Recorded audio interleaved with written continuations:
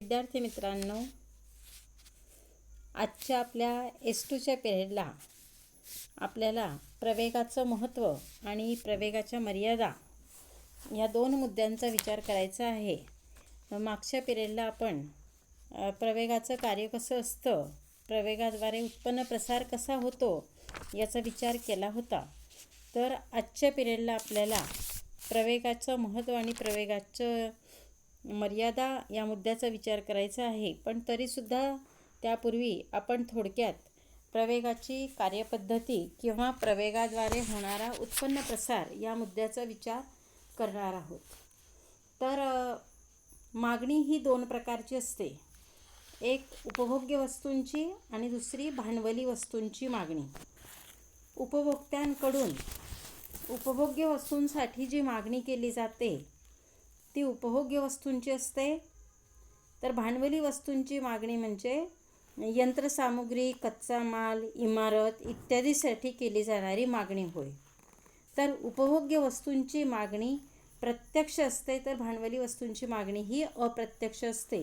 कारण उपभोग्य वस्तूंचे उत्पादन भांडवली वस्तूंच्याच सहाय्याने होत असते.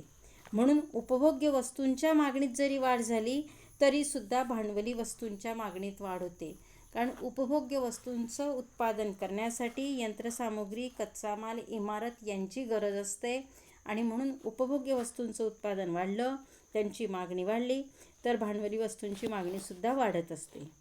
ज्यावेळेस लोकांच्या उत्पन्नात वाढ होते तेव्हा ते उपभोग्य वस्तूंची मागणी वाढवतात आणि उपभोग्य वस्तूंचे उत्पादन करण्यासाठी यंत्रसामुग्री, तंत्रज्ञान यासारख्या भांडवली वस्तूंची गरज असते. म्हणून भांडवली वस्तूंची मागणीही वाढते. भांडवली वस्तूंची मागणी ही दोन प्रकारची असते. एक शुद्ध मागणी किंवा नवीन यंत्रांची करण्यात आलेली मागणी आणि दुसरी प्रतिस्थापन मागणी. भांडवली वस्तूंच्या मागणीत वाढ झाली असता या दोन्ही प्रकारच्या मागणीमध्ये वाढ होत असते. तर कोणत्याही वस्तूच्या उत्पादनासाठी भांडवल लागतं आणि हे भांडवल वस्तूंच्या किमतीपेक्षा अनेक पटीनं जास्त असतं. त्यामुळे वस्तूंची मागणी वाढली तर ती मागणी पूर्ण करण्यासाठी वाढलेल्या उपभोग्य वस्तूंच्या मागणीच्या अनेक पटींनी भांडवली वस्तूंची मागणी वाढते. आता समजा एखादं यंत्र जितक्या किमतीचं उत्पादन एका वर्षात करते त्यापेक्षा त्या यंत्राची किंमत खूप जास्त असते.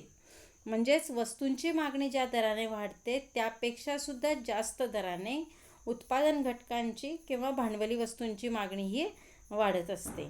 म्हणजेच उपभोग्य वस्तूंच्या मागणीपेक्षा सुद्धा भांडवली वस्तूंची मागणी जास्त दराने वाढत असते. तर त्वरकाचे कार्य कसे चालते हे पाहण्यासाठी आपण एक उदाहरण घेऊया. समजा एका यंत्राची किंमत ही 25,000 रुपये आहे आणि एका वर्षामध्ये या यंत्राच्या सहाय्याने 5,000 रुपये किमतीच्या उपभोग्य वस्तूंचं उत्पादन केलं जातं.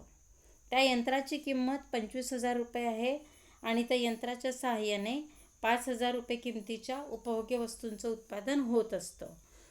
मग आता 25,000 भागिले 5,000 उत्तर काय येईल? 5×25 5×1 म्हणजेच भांडवल उत्पादन गुणोत्तर हे 5×1 येते. अशा परिस्थितीत उपभोग्य वस्तूंच्या किमतीच्या 5पट किमतीची यंत्र असणं आवश्यक असतं. कारण उपभोग्य वस्तूंच्या किमतीपेक्षा सुद्धा यंत्राची किंमत ही जास्त आहे, ती 5 पटीने जास्त आहे. तर उपभोग्य वस्तूंची मागणी ज्या पटीने वाढते त्याच्या अनेक पटीने गुंतवणुकीत वाढ होते.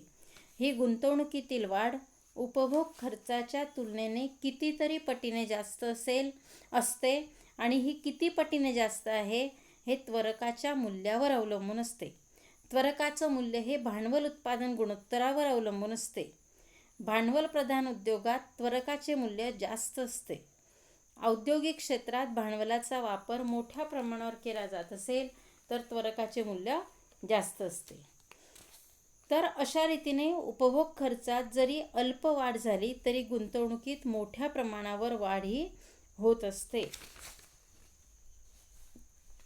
तर आता आपण त्वरकाचे किंवा प्रवेगाचे महत्त्व यासाठी काही मुद्द्यांचा विचार करणार आहोत. त्यातला पहिला मुद्दा आहे उत्पन्न प्रसाराची प्रक्रिया अधिक स्पष्ट होते. तर प्रवेगामुळे किंवा त्वरकामुळे उत्पन्न प्रसाराची प्रक्रिया अधिक स्पष्ट होण्यास मदत होते. गुणकामुळे उत्पन्न प्रसाराचा एक भाग समजतो, तर प्रवेगामुळे उत्पन्न प्रसाराचा दुसरा भाग समजतो. तर गुंतवणूक हा एकूण खर्चाचा एक घटक आहे. गुंतवणुकीत वाढ झाली तर उत्पन्नावर कोणता परिणाम होतो, उत्पन्न किती पटीने वाढते हे गुणकामुळे समजतं. तर उपभोग खर्च हा एकूण खर्चाचा दुसरा घटक आहे. तर उपभोग खर्चातील वाढीमुळे उत्पन्नावर कोणता परिणाम होतो हे प्रवेगामुळे समजते. म्हणजेच उत्पन्न प्रसाराची प्रक्रिया पूर्णपणे समजण्यासाठी गुणकाबरोबरच त्वरकाची सुद्धा गरज ही असते.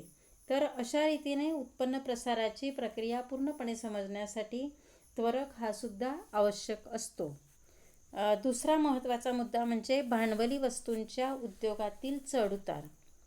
उपभोग्य वस्तूंच्या उत्पादन करणाऱ्या उद्योगात घडून येणाऱ्या चढउतारांच्या तुलनेने भांडवली वस्तूंच्या उद्योगात घडून येणारे चढउतार अधिक तीव्र असतात. व्यापार चक्राच्या या अत्यंत महत्त्वाच्या वैशिष्ट्यावर प्रवेग तत्वाने प्रकाश टाकला आहे. उपभोग्य वस्तूंच्या मागणीत जरी अल्पशी वाढ झाली तरी भांडवली वस्तूंच्या मागणीत अनेक पटींनी वाढ होते, हे प्रवेग तत्वाने दाखवून दिलेले आहे. तिसरा महत्त्वाचा मुद्दा म्हणजे आर्थिक व्यवहारातील आकस्मिक व तीव्र चढउतार. अर्थव्यवस्थेत निर्माण होणाऱ्या आकस्मिक व तीव्र चढउतारांचे म्हणजे बदलांचे स्पष्टीकरण प्रवेगाच्या सहाय्याने देता येतं. मागणी वाढली की तिच्या अनेक पटींनी गुंतवणूक वाढते आणि मागणी कमी झाली की गुंतवणूक कमी होते. गुंतवणूक, उत्पादन, रोजगार, उत्पन्न यात एकदम घट होते हे प्रवेग तत्वावरून समजते. म्हणजे मागणीतील बदलाचा परिणाम ह्या घटकांवरती होत असतो आणि तो कसा होतो हे त्वरकावरून कळतं. चौथा मुद्दा आहे उपभोग खर्चाचे महत्त्व. प्रवेग तत्वावरून उपभोग खर्चाचं महत्त्व कळून येतं. गुंतवणुकीत वाढ करणारा व गुंतवणुकीत घट करणारा उपभोग खर्च हा अतिशय महत्त्वाचा घटक आहे. उपभोग खर्चात वाढ झाल्यास गुंतवणुकीत वाढ होते आणि गुंतवणुकीतील वाढीमुळे उत्पादन, रोजगार, उत्पन्न यात वाढ होते. याउलट उपभोग खर्चात जर घट झाली तर याच्या उलट प्रक्रिया होते, हे प्रवेग तत्वावरून समजतं. पाचवा मुद्दा व्यापार चक्राचे निर्मूलन करण्यासाठी मार्गदर्शक. व्यापार चक्रे का निर्माण होतात, त्यांचे निर्मूलन करण्यासाठी कोणते धोरण आखावे या दृष्टीने त्वरकाची भूमिका महत्त्वाची असते.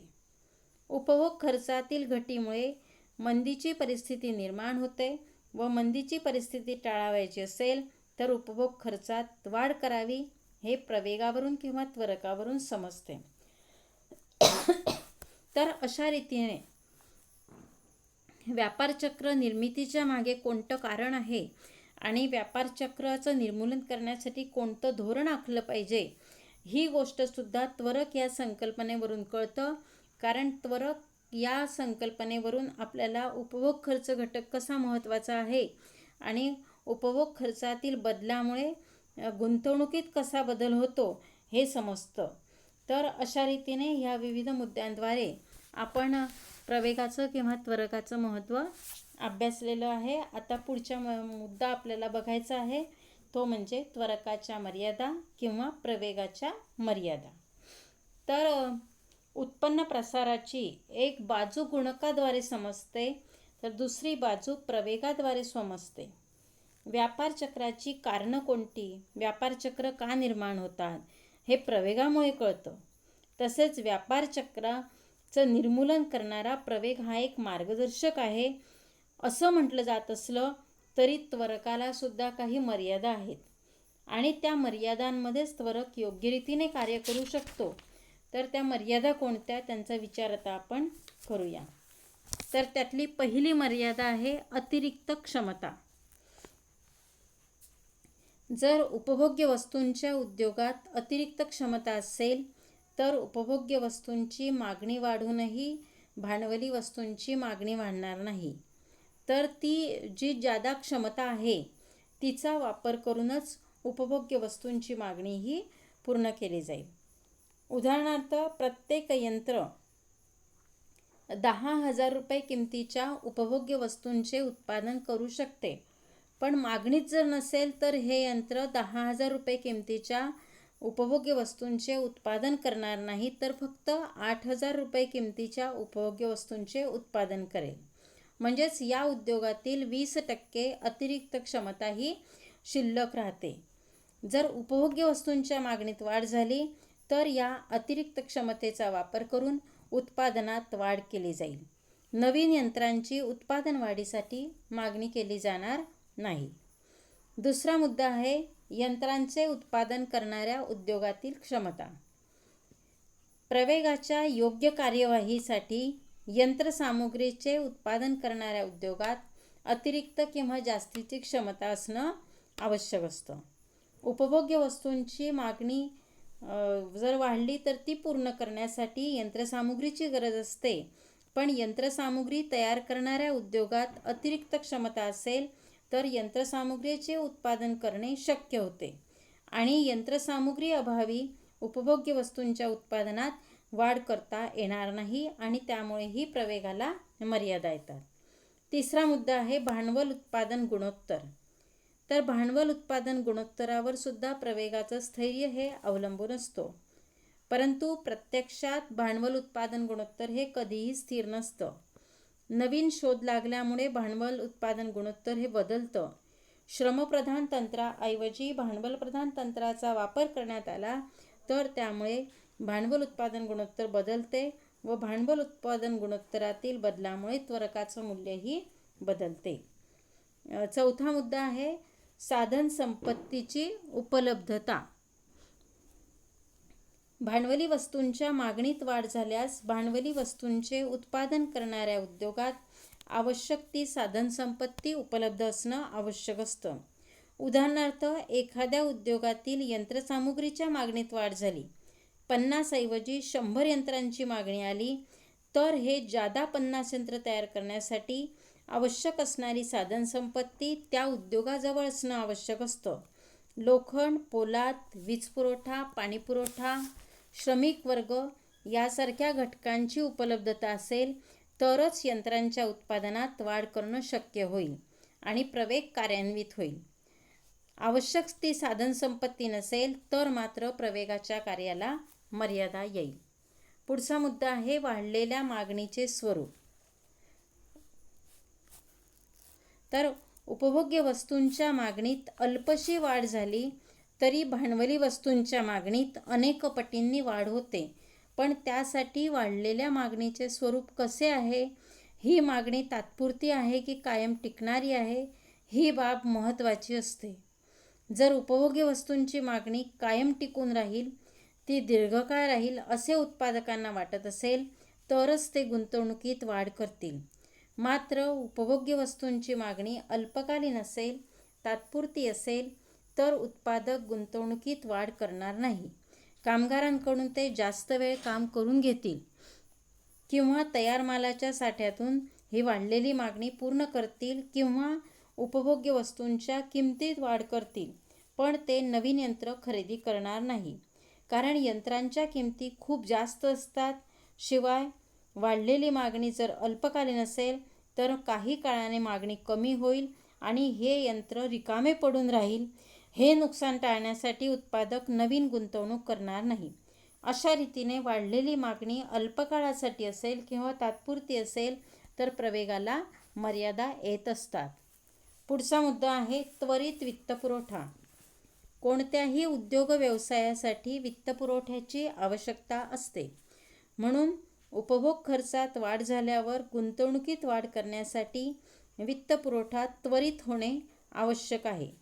कारण मागणी झाल्याबरोबर उत्पादन बाजारपेठेत ताबडतोब येणे आवश्यक असते, परंतु वित्तपुरवठ्यास वेळ लागला तर तोपर्यंत मागणीत बदल होऊन उपभोग खर्चात बदल होतो व प्रवेग योग्य रीतीने कार्य करू शकत नाही.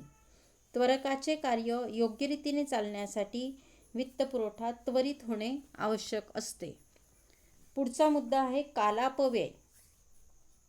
प्रवेगाचे कार्य योग्य रीतीने होण्यासाठी उपभोग खर्चात वाढ झाल्यावर लगेच गुंतवणुकीत वाढ होणे आवश्यक असते, परंतु हे नेहमीच शक्य नसतं.